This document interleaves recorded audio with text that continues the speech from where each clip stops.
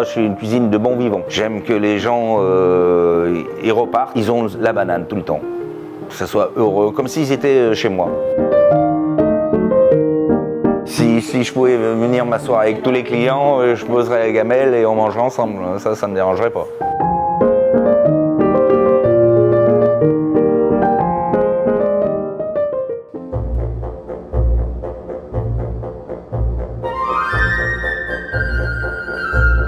J'ai vécu dans une ferme étant jeune avec mes grands-parents. Et moi, gamin, je courais dans toute la ferme, bien sûr. J'allais piquer les œufs pour les gober le matin, parce que j'adore un œuf chaud, tiède comme ça, gobé. C'est super bon. L'amour du produit, pour moi, c'est venu à la ferme, parce que je voyais le produit. J'ai même eu mes grands-parents qui faisaient venir un boucher. Donc j'ai appris à voir la viande, comment elle était travaillée de base, pour que moi après ça m'a donné envie de la cuisiner quoi. Et après c'est la passion qui m'a pris.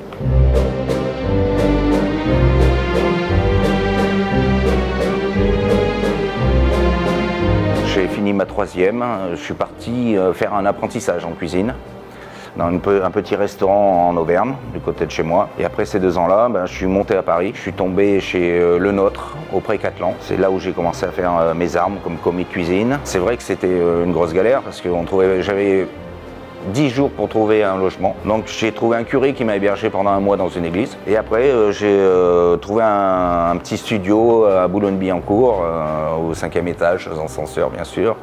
Et c'est là où de toute façon, j'y allais que pour dormir parce qu'on passait 15 heures au boulot.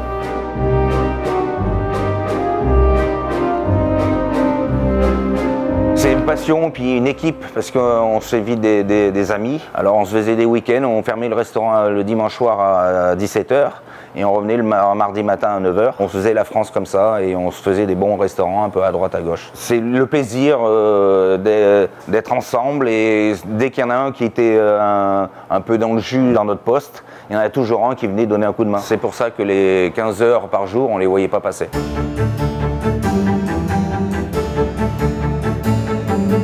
Les Caraïbes, c'est un ami de l'armée. Lui, il voulait partir absolument dans les Caraïbes. Il a envoyé des CV partout.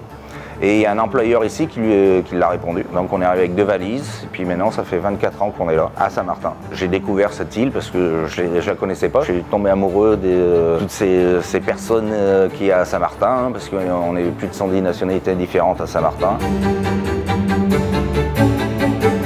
Les contraintes, on en a tout le temps, tous les jours, parce que tout est importé. Et il suffit que la mer soit déchaînée, les conteneurs ne peuvent pas arriver. Il suffit que les avions, il y a un problème, on n'a pas notre marchandise fraîche. Donc on essaie de jouer avec ça. On fait du jonglage. Mais justement, ici, on arrive tout le temps à rebondir.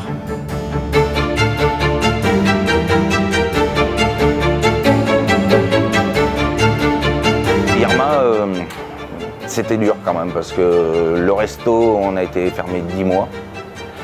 Moi, j'ai tout perdu à la maison, mais voilà, on est là, on a redémarré, puis les touristes reviennent nous encourager. Grande Case, avant Irma, c'était la capitale de la gastronomie, et maintenant, on essaie de se rebattre pour y revenir, parce qu'on était beaucoup de restaurants ouverts, donc on générait beaucoup de personnes, et on n'est plus qu'une dizaine de restaurants qui se battent.